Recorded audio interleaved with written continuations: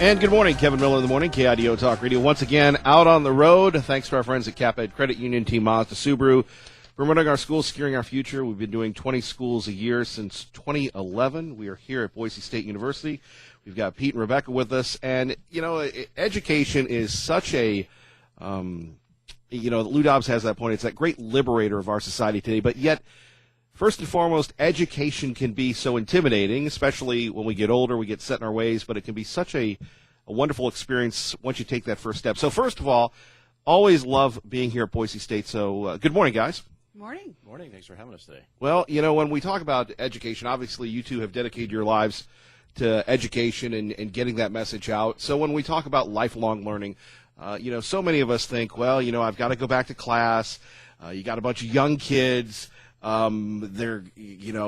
come up with these impediments to learning, but once we, I've taken a few classes lately. Once we seem to do that, it's a totally different experience. It's great. It is. Sometimes you can feel nervous, or the fear is real. You can feel very scared about coming back to school, but there's no reason to feel that way anymore. We have resources, support to be able to help you navigate what you need to navigate. Things are different than they were 10, 20 years ago, and that's okay. We'll help you. Right. Better? Much better. Better? Much really? better. Does it get better? Yeah, of course it gets better. I think that especially when you come back as a non-traditional student, a working professional, you're working harder in the classes than you did before when you were 19. It's your money, and so you want to make sure that you're getting the best value for the classes that you're taking. You're learning something. It's a little professional development along the way, and you're going to have that college degree at the end. Sure. Yeah, and I agree with that. I think adults, non-traditional students that are coming back are much more able to sort of apply what they're learning in class immediately to work and even in their personal lives. So I think it works out well. Like you said, you gotta shake the dust off and get used to it, being back to school again. But after that, it's great. Well, when we talk about specifically how has education changed for non-traditional students, again, we have laptops. We have tablets. We have all the technology, but most of us are still, in your 40s and your 50s. It's that analog generation, and they think of schools with the notebooks and no fun allowed and no cooperative education. So, how has it changed for people listening right here on KIDO Talk Radio? I think yeah, I still use notebooks and sure things myself. But, must write everything down. That's right. That's how you learn, right? But I think, whether you're attending classes in person on campus, whether you're attending classes online, the manner in which we design our classes these days is much more student-facing and student-friendly than it had been probably in the past, even in probably our own experience when we were younger. The faculty are much more open to working with students at their level and treating them as almost peers in some sense, rather right. than as people that they need to be the sage on the stage for, right? It's funny, Pete, when you think about this. A long time ago, in a galaxy, whatever, east of the Great River, I taught school, but I can remember this whole concept of cooperative education, and it was such a challenge. Mm-hmm. But is that I guess it's an antiquated term, but is that what happens these days? Yeah, I think so. If you look back 8-10 years ago, we were first in the real throes of moving into, say, online education for Boise State and the public universities. We had the concept of what we called flipping the classroom, where the student learned more sort of outside the classroom, exploring on their own than they did in lectures. And so if you enter into a classroom these days, most classes are going to be very active in their learning, rather than just sitting there listening to a lecture. So more interactive. Absolutely. So when we take a look at the choices for people listening right now, when we as we've said, education can be so intimidating. Mm-hmm. How do we get through that? What do you say to people right now that go, I always wanted to maybe take a writing class. Maybe I want to learn how to work a laptop that's 20 years old that's not working this morning. What would you say to them? Well, I'll tell you that I'll tell you a personal story. So I didn't graduate with my bachelor's degree until I was 40. I'm born and raised in Boise, and one of the great things about living here is that you don't need a degree until you need a degree. Right. And so for me coming back, I was afraid, and of course I had all these professional skills, but I hadn't written a paper for academia in 15, 20 years. And so what's really nice about Boise State is that when I came back, there are classes that you can take that are little add-ons to the classes that you're already taking. So like in English, there's a class that you can take that helps you learn how to use a library all over again, or how to use, how to rewrite a paper with a works cited or a bibliography page, things like that. And so without that, I wouldn't have been successful. That just sounds intimidating, the word bibliography. Right, because it's been a while Right. since you've written one. The nice part, though, is that when you come back and you're taking that English class that you haven't taken in a really long time, you have faculty and your advisor literally next to you saying, what can I do to help you? Right. And don't forget the technological advances. I mean, Microsoft Word will set it up for you in your paper, so not to worry. Right. So when we take a look at coming back to school, lifelong learning, what would you recommend? I would say just come and talk to us. Right. Come and talk to us. We've got credit for prior learning. We can help you with those professional skills and turn that into academic credit. We can help you with the technological obstacle that you might have. Just come and talk to us. Just see what your future could even be. Right. Yeah, and I think the important thing to know for the folks that might be listening and thinking about this is that I'm looking around at the staff that are sitting here with us today. Every single person in this room has been through that exact same scenario. So we've all gone back to school with families and jobs. We know what you're going through, and we can provide a lot of lived experience and assistance with that. One more thought on that at KIDO Talk Radio. How do you balance that? You know, we I guess the older we get, the more perspective, obviously, that we have in life. But we get set in our ways. And look, I'm not talking about Kevin Miller here, but we'll say for entertainment purposes only. We get set in our ways. We go to work. We get into a schedule, and we think that we can't do things. And the idea of all of a sudden, instead of going home at night and watching the Flintstones, of course, many people don't know what the Flintstones are, but watching, the news or something like that. So getting out of that routine, that's a big step.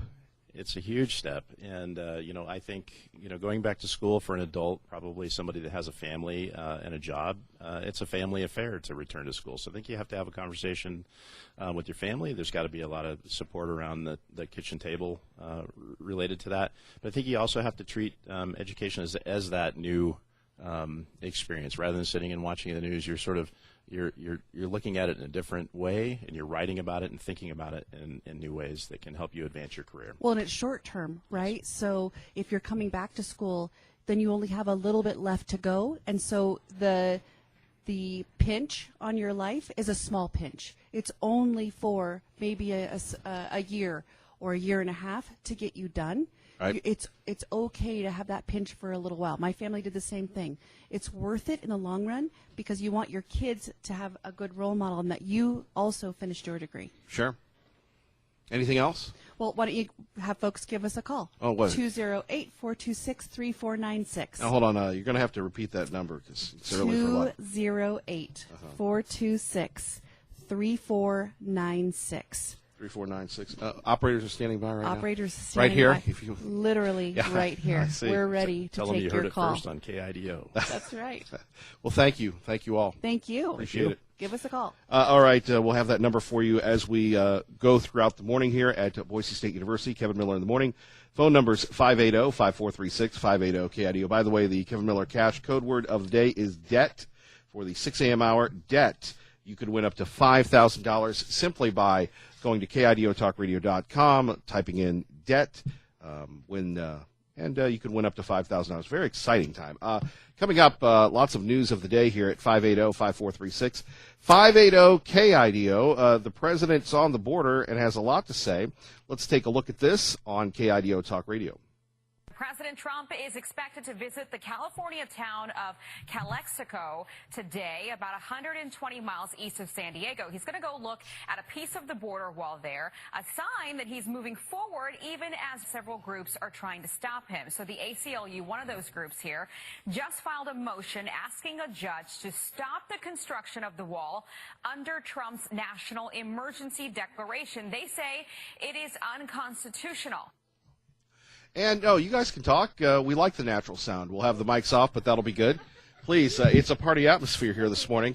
So we're definitely not in a library. Phone number is 580-5436, 580-KIDO, promoting our schools, securing our future. So that is one story that we are following here. The president going to the border. In addition to that, you just heard a federal judge is saying that he's going to hear a case from some plaintiffs saying that they want to stop the lawsuits, or I'm sorry, they want to stop the construction of the wall. In other news of the day, former Vice President Joe Biden, in the heat of misconduct allegations, having to become going on defense. One woman says his gestures toward her were very welcome. That's right. A former congressional candidate who happens to be a female, she says she was glad to get a bear hug and a kiss from Joe Biden. Here she tells KIDO Talk Radio why she likes hugs from Joe. He's warm, he's gracious, he's energetic, and I feel like I got a really special moment with the vice president. There you have it. What's wrong with that? He's warm, he's energetic, he's fuzzy, he's warm, he's Joe Biden. And who would not want to elect him president of the United States? We'll talk a little bit more about that, but here's more of a young lady that says she likes hugs from Joe. After we spoke, he gave me another great big bear hug and gave me a kiss. I'll never forget it. It's fantastic. Oh, yeah, right. Who wouldn't want a hug and a kiss from somebody you don't know? Well, got me. You're listening to Kevin Miller, KIDO Talk Radio. And there we have it. Thank you so much to Capital Credit Union, T. Mazda Subaru, and our friends here at Boise State. Phone number is 580-5436, 580-KIDO. As we first told you, I made an attempt to give you the news story of the day involving the president and tariffs and the border and everything else.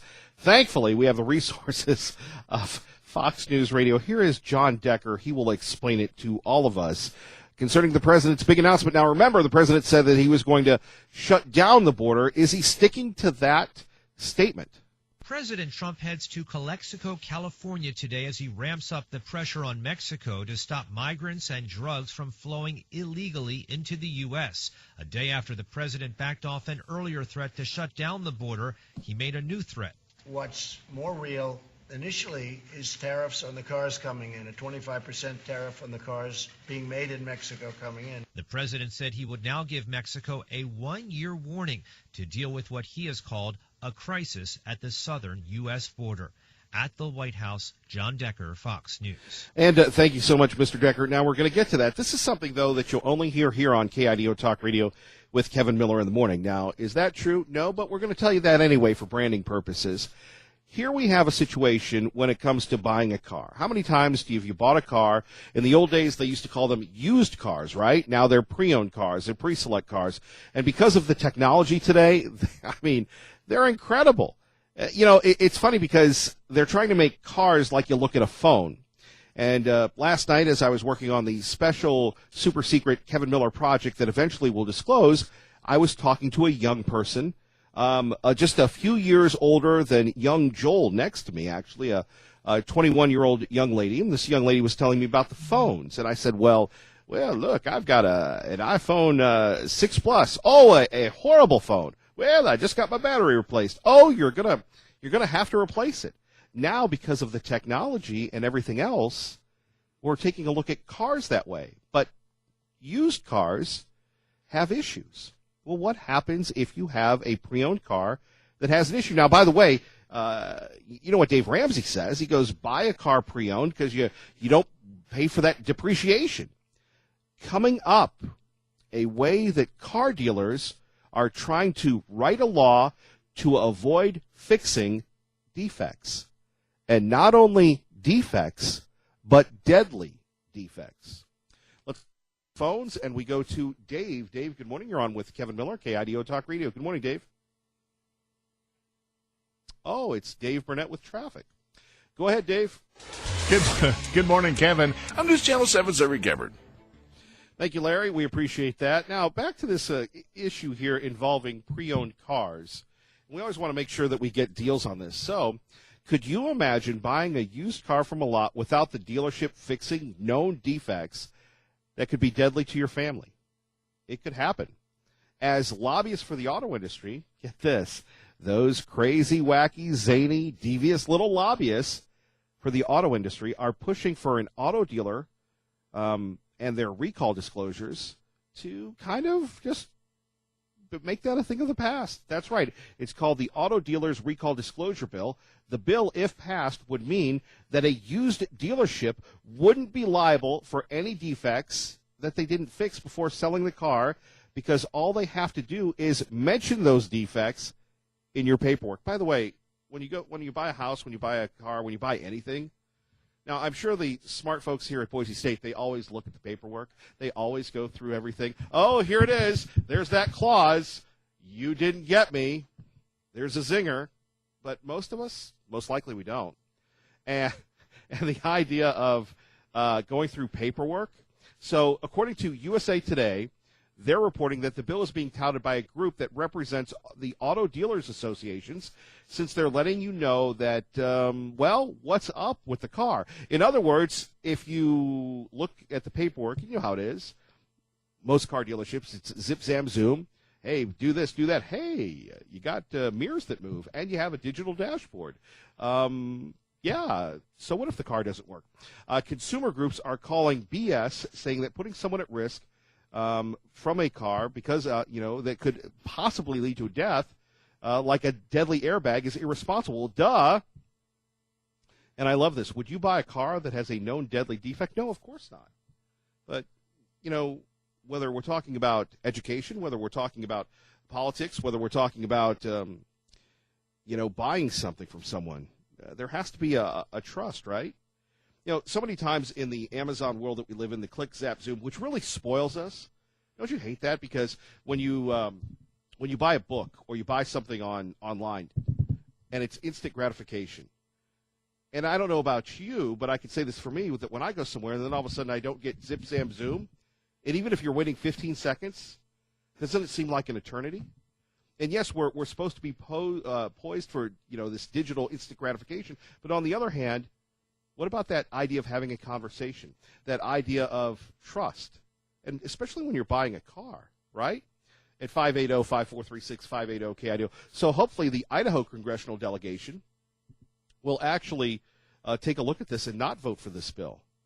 And yes, I understand that everybody wants to make a profit. Everybody wants to do the right thing. Boy, this group is quiet. I don't know if I'm not keeping their attention or their reading, but like I said, we love the Nat sound. Anyway, that idea of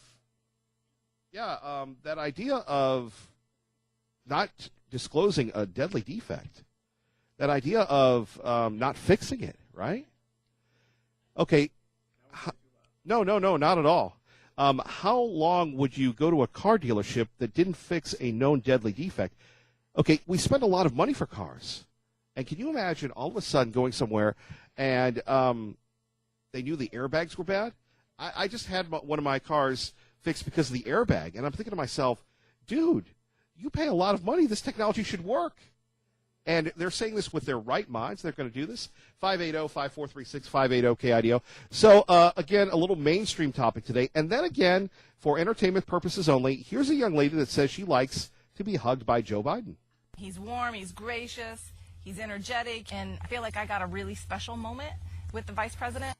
So when I think of a vice president or a president, I think of stern, I think of leadership, I think of, like Winston Churchill or Ronald Reagan or whomever. Do you really want your next president to be warm, fuzzy, and huggable? Okay, here she is again. She likes hugs from Joe. After we spoke, he gave me another great big bear hug and gave me a kiss. I'll never forget it. It's fantastic. Exactly. I like that idea. The next fundraiser for Biden for president, hugs from Joe. Joe says that he will listen to the young ladies that don't like to be hugged by him. So we'll talk a little bit about that. Hey, by the way, if you missed Martha McCallum last night on the Fox News channel, she had the CEO I guess he's the former CEO of Starbucks on, Howard Schultz. I got to tell you, I kind of like what Schultz had to say about the American dream. It is 6:30, KIDO Talk Radio, 107.5 FM, 580 AM. We're here at Boise State promoting our school, securing our future. Can't wait to hear from you, and can't wait to hear more about lifelong learning. And as Lou Dobbs said, you guys remember Lou Dobbs? Everybody remembers Lou Dobbs, right? Does everybody know that Lou Dobbs has Idaho connections? Lou, yeah. Right, so, right, lived in Rupert, Idaho, actually worked in the fields with the workers there, and that made such an impression on him that he knew that education, and this is my favorite quote from Lou Dobbs, education is the great liberator of our society today. And that's why we're here to talk about that. So no matter how old or how young you are, there are great opportunities, and we'll learn more about that coming up. You're listening to Kevin Miller, KIDO Talk Radio, 107.5 FM, 580 AM. Let's find out what's happening in your world. Good morning, Maggie. Good morning, Kevin. Thank you so much, Ray and Maya. We appreciate you always keeping us on track, promoting our school, securing our future here at Boise State. We go to the White House now. John Decker joins us now, and my worlds are colliding. Usually we catch him in his 10 o'clock hour, which would be our 8 o'clock. But once again, for the second day in a row, he is here in the 6, his 8. John, good morning. Hey, good morning to you, Kevin. Hope you're having a good Friday so far and good start to the weekend. We are when we have John Decker on in the first hour of the program. Obviously, a lot going on. The president saying he's going to shut down the border, John, and then all of a sudden he does the turn saying, well, we're going to give it some time, and then all of a sudden we might take a look at tariffs on our own cars, which is kind of a fascinating, unconventional look at things. Well, that's exactly right. So this is something that the president announced yesterday. I was in the cabinet room when the president made this announcement, sort of an about-face from the threat that he had been making about shutting the U.S.-Mexico border, and he reiterated this a little bit later in the afternoon when he was in the Oval Office. I was there as well, in which he made a new threat, the threat being the one that you just referenced, which is the threat of imposing 25% tariffs on autos manufactured in Mexico coming into the United States. So that's the new threat coming from the president. He's backed off that threat to shut down the U.S.-Mexico border. Well, John, this is what I always love about you. I always throw you off, and you are prepping for the tax returns, which we talked a little bit about yesterday. It looks like not only one, but there could be another battle brewing over the president's tax returns? Well, that's exactly right. So we touched on this yesterday. The chairman of the House Ways and Means Committee wrote a letter to the commissioner of the Internal Revenue Service asking him to provide him with the tax returns, personal and business, of the past 6 years of President Trump's tax returns. That is something that, according to the law, according to the tax code, Section 6103 of the tax code, the IRS commissioner must comply with that request. And so this is not unprecedented. It's happened before. It happened back in 1974. The then chairman of the House Ways and Means Committee wrote a letter invoking this same law to the IRS commissioner, wanting the tax returns of one Richard M. Nixon, and he got them. So this is something that has happened before. It's been invoked before. The president indicated yesterday, when asked about it in the Oval Office, that he will fight this in court. I think, though, he's going to lose this particular fight because I'm a lawyer, you know, Kevin, and I look at the law. It's pretty straightforward, and as a result, the IRS commissioner ultimately will have to hand over those tax returns to the chairman of the House Ways and Means Committee. Boy, that could be another bombshell.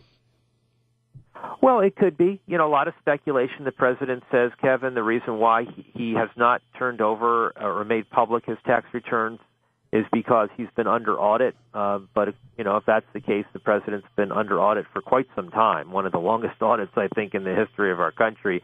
And, in fact, the chairman of the House Ways and Means Committee, one Richard Neal, has asked in his letter to the IRS, is this true? Is the president indeed under audit? And so there's been lots of speculation. What's contained in the president's tax returns? Is there anything embarrassing in there? Does he pay federal taxes? Does he give a significant amount of money to charity? What is his net worth? These are all questions which we don't know the answer to. There's a lot of speculation. But I think that once it goes through the court process, I think that by next year, 2020, we may indeed, if Mr. Neal makes this information public, once there could be a vote in the House Ways and Means Committee, we could know the answers to those questions. It never gets old, does it, John Decker? No, it doesn't. It doesn't, and that's what makes it so fascinating and interesting. It never gets old, and here's another legal battle that we'll be following very closely. You working this weekend, John Decker, or are you getting some time off? Well, I'm going to I'll make an appearance on Fox News Channel tomorrow afternoon, but I do have a busy weekend on tap, and that's just a little bit of a part of it. And, of course, I'll be watching some March Madness basketball, looking forward to that, and, of course, the champion night. All right, at the behest of keeping you too long or tune out, who are you going with in the Final Four for Monday? Who are you picking? I have my bracket is one in which I have 2 out of the 4 Final Four teams. I have actually Michigan State playing against UVA in the championship, according to my bracket, and I have UVA winning the championship. So we'll see if that happens. Well, either way, it would be wonderful for Tom Izzo or Tony Bennett. I followed Tony Bennett since he was a player with his dad, Dick Bennett. Of course, Bruce Pearl. Then you've got Texas Tech. Really wonderful kind of non-traditional stories this weekend in the Final Four. Yeah, great storylines. You're absolutely right, Kevin. You are indeed correct. This would be obviously a first NCAA championship for Tony Bennett, something his father, I don't believe, was he able to win a national championship with Wisconsin? No. I don't think so. No, sir. I think he came close, but I don't think he ever won the championship. So that would be unique. And of course, Michigan State, they're just such a powerhouse. I think that's pretty impressive. And then look, you have as you mentioned, Bruce Pearl, coming to the Final Four with a team that no one gave a chance, Auburn, and good for him. And Texas Tech and the Texas team. Which Texas team is it again that's playing Texas in this? Tech? Texas Tech. That's another Cinderella story. So you never know. As they say, anybody can beat anybody on any given day. So we'll see what happens. But I've told you what my bracket looks like, and we'll see if that actually happens. John, we appreciate you. You have a great weekend, sir. Thanks a lot, Kevin. Have a great weekend. I'll talk to you next week for sure. Yes, sir. Take care, John. Bye. Good to talk to John Decker. Remember, when you hear Fox News on the radio in the Treasure Valley, you're listening to KIDO Talk Radio, 107.5 FM, 580 AM. We are here at the Boise State School of Lifelong Learning, Boise State University. Go Broncos. Pete once again returning, and he has a very special guest with us, a young lady by the name of Chris. Pete, will you want to introduce her? Sure. Kevin, we talked about in the last segment that, when you go back to school as an adult, it's a family affair. And so my wife is actually one of our students here completing her degree with a Bachelor of Applied Science. So. Good morning. Thanks for having me. Good to have you with us, Chris. So why all of a sudden did you decide to do this? So my husband has been encouraging me to go back to school for quite some time. I'm a licensed practical nurse. I've been a nurse for 25 years now, and just trying to get back into the swing of things has been actually, it's like birthing a child. Now, wait a minute. We heard it's easy. It can be, except I don't know. In my experience now as an adult learner, it's very different. I want to make sure that I am an A+ student, which I am right now. So, but I'm just honestly just having to reorganize your life, and having the support of your family. And as a matter of fact, our daughters are here today, right? To support us. So what went through your mind to do this? Obviously, being a nurse is pretty intense to begin with. You don't really get a lot of downtime.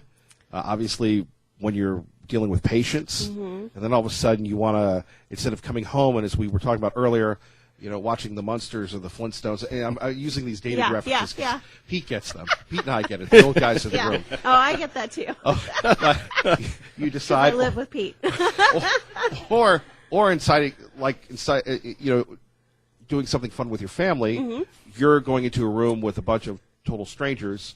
Back to the classroom. So it's all online, and that was what was the beauty of this program for me, because I work full time, Right. and I have to really prioritize how things look. So it's a matter of logging in multiple times for me, just because I'm an adult learner. Sure. But to try to answer your question as to why, I just felt like the timing was right. It's mostly just feeding they say, you feed your soul or you feed your ego. Right. This is definitely feeding my soul, because I just feel like I'm at the point in my life where I have the support to go back to school.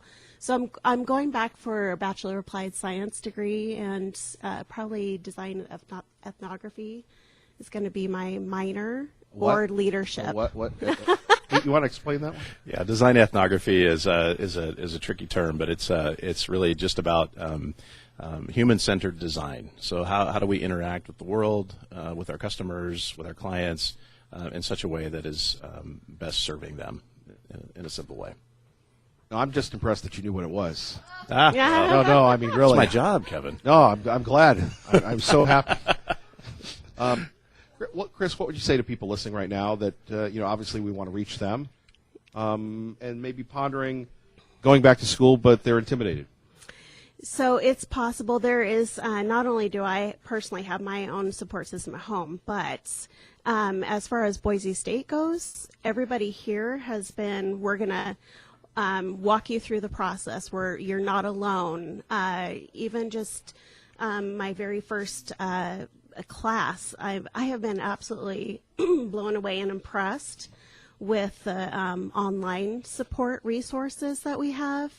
It is limitless to how many resources that you have at your fingertips, being an online student. So I know it's been hard at first, but now I feel like I'm starting to relax. Sure. And really enjoy what I'm doing. So Right. I'm looking forward to the next semester. You're looking also. forward to tests Yeah. and all that stuff. Well. Yeah. Well, you are a smart person, so you like that sort of thing. Pete, Yes. the impact it's had on you, your family.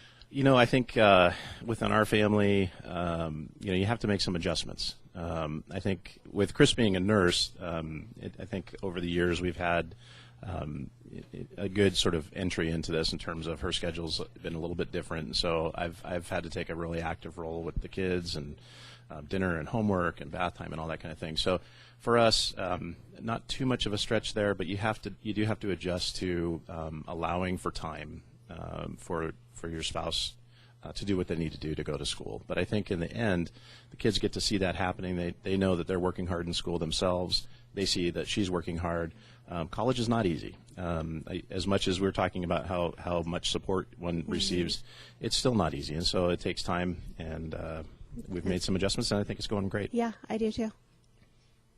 Well, I'm glad. Otherwise, it wouldn't be a good segment. But anything else you'd like to share, Chris? By the way, thank you for coming in early. Oh, yes. No, thank you. I think that if you do have a family and you're working full time like I am, then And a family full time. and balance. Yeah. Balance is always, and just going back to school for me, this is my balance. This is the part where I get to start doing some personal enrichment and learning more about just things I'm interested in. So. Well, thank you. Yes. No, thank you. Appreciate it. Thank you, Chris. Thank you, Pete. More coming up here. By the way, coming up next, the CEO of Boeing has a message for you. We'll let you know what that is. You're listening to Kevin Miller on your home for Hannity, KIDO Talk Radio. Well, I don't know. We were looking at going back to Joe Biden and his HUDs. That will be coming up. First, at KIDO Talk Radio, the CEO of Boeing has something to say. Let's hear what he has to say this morning. The report says Ethiopian Airlines crew members did exactly what Boeing had recommended when the plane started to nosedive, but they couldn't save it. A video released by Boeing CEO Dennis Muhlenberg says they're working on a software update. And we extend our sympathies to the loved ones of the passengers and crew on board Lion Air Flight 610 and Ethiopian Airlines Flight 302. Those crashes killed a total of 346 people. It's apparent that in both flights, the Maneuvering Characteristics Augmentation System, known as MCAS, activated in response to erroneous angle of attack information. All Boeing 737 MAX aircraft are grounded pending an investigation. Pam Puso, Fox News. Kevin Miller, The Morning KIDO Talk Radio, promoting our schools, securing our future at Boise State School of Lifelong Learning. Our great friend Todd Christensen joining us once again from CapEd Credit Union. They love the teachers, or as they say, we love teachers, and it shows. Todd, good to have you with us. Good morning. Good morning to all your listeners. Good to be back on the road. When we speak about education, most of us think of elementary school, most of us think of high school, maybe some college, but here we are at the School of Lifelong Learning. What does that mean to you? For us, it's an element that is from the moment that you're able to start learning and gaining those competencies as a young individual, 0, 3, 4, 5, 6 months old, being read to by your parents, all the way up through your entire life. We think that it's important to have that lifelong learning and to continue to be able to learn something and to be able to apply that either personally or within your professional life. And hearing the stories like our friend Rebecca here and others, we hope to inspire people this morning. Well, the inspiration that we want to provide this morning is that it's available to all, that it's available regardless of their financial circumstances, it's available regardless of what their life stage is, that as we sat down as CapEd and working with our great partner, Boise State, looking at how can we provide affordable, accessible, continuing learning in higher education. And that's been the impetus of why we've created this partnership. All right. Anything else? We're going to hear from you throughout the day. By the way, when you walked in, they said that you were the George Clooney of the broadcast here today. Well, that was comments for private off-air discussion. Well, we don't have really. Is there really one here with this program? You know that. Well, I'm not it, and I don't think you are either. So, well, thank you for good clarification. Thank you, Todd. Appreciate that. I was having delusions, so thank you for bringing me back down to earth. I appreciate you back down to earth right before the 7 o'clock hour. Yes, sir. Thank you, Todd. Appreciate it. As always. Okay. Traffic and weather together, KIDO Talk Radio. I'm just Channel 7's Eric Everett. And I'm Kevin Miller, KIDO Talk Radio. So, we started this hour, and back to our young assistant, Joel, who was saying, well, Kevin Miller, you went to this story concerning Joe Biden and the hugs. And, it's light, it's Friday, and apparently a lot of folks don't have enough time to talk about real-life legitimate issues. But here's a story that many people will be talking about. The number of women leveling accusations against Joe Biden continues to rise. Now, remember, it was 1, then it was 2, now it's up to 7. They claim that the former vice president touched them inappropriately. However, we have one young lady who says she likes hugs from Joe. He's warm, he's gracious, he's energetic, and I feel like I got a really special moment with the vice president. Well, that's what she's calling it. One of Biden's 3 new accusers is Val Connert Yount. Well, she's got 3 names. Good for her. A former White House intern, who says that in 2013, he put his hand on the back of my head and pressed his forehead to my forehead while he talked to me. Well, how dare he? I was so shocked that it was hard to focus on what he was saying. I remember he told me I was a pretty girl. Now, what's next? That he should use Scope or Listerine? I mean, look, Joe Biden is a touchy-feely guy. Not defending it, but have you ever had that uncomfortable relative or that uncomfortable person that get in your personal space? Jerry Seinfeld, what a brilliant show, Seinfeld. For those of you that don't remember it, YouTube or it's on Crackle. Seinfeld had this episode, The Close Talker, where they would get so close to you and you were so unnerving. Isn't that really what Joe Biden has become? Like the close talker. Well, apparently, I don't know. I wouldn't put my forehead to somebody that I didn't know or a White House intern or any intern for that matter. But the new allegations come after Biden posted a tweet, which we heard yesterday, in which he promised to be more mindful about representing personal space in the future.